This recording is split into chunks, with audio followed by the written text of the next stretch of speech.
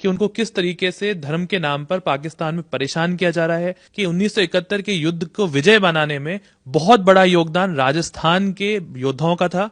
अंतर यही है कि वो इंदिरा गांधी जी थी जिन्होंने इस बात को माना, सिटीजनशिप के रास्ते खोले।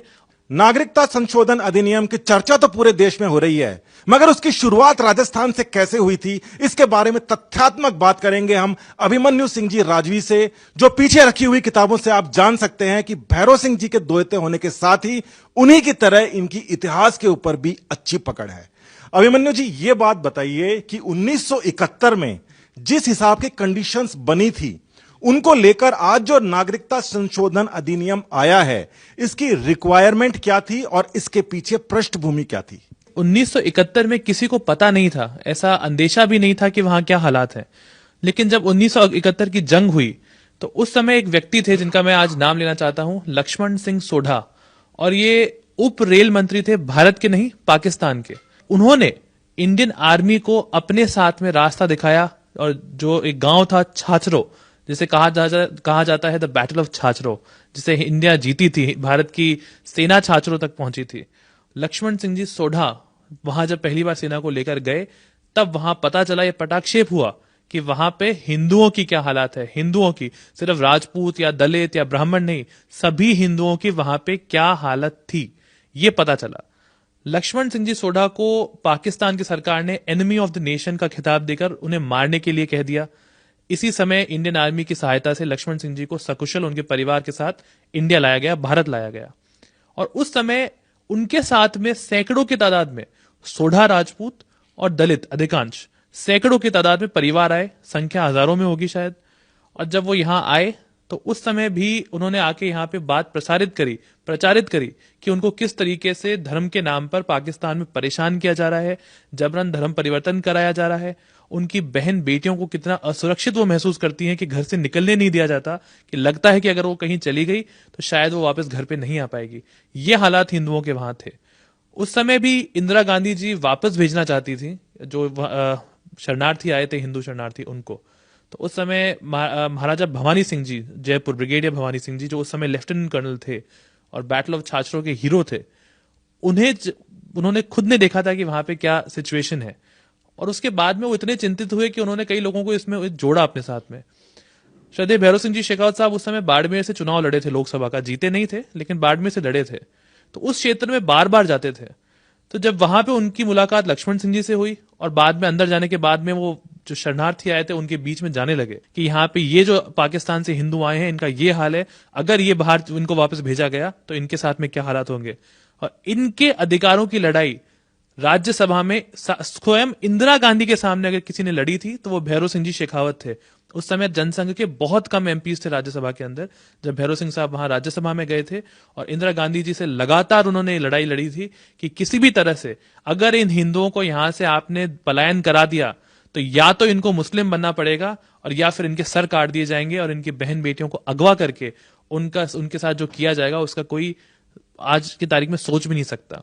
अंतर यही है कि वो इंदिरा गांधी जी थी जिन्होंने इस बात को माना और शरणार्थियों के बाद में उनके समर्थन किया और उनको यहाँ पे सिटीजनशिप के रास्ते खोले।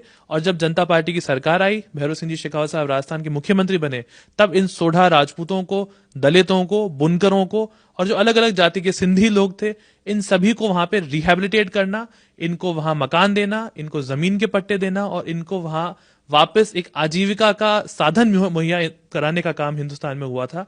इसकी शुरुआत राजस्थान से हुई।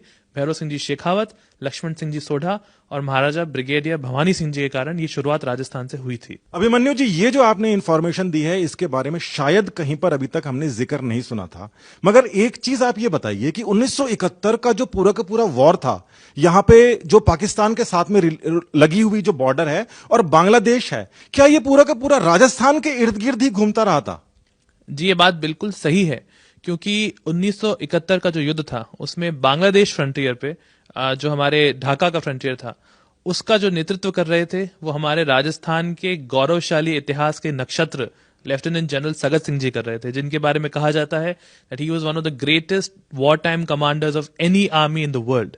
और यहाँ पे जो हमारा बाड़मेर जैसलमेर फ्रंटियर है, वहां पे इसका नेतृत्व लेफ्टिनेंट कर्नल भवानी सिंह जी, जो बाद में ब्रिगेडियर भवानी सिंह जी महावीर चक्र विजेता हुए, वो कर रहे थे।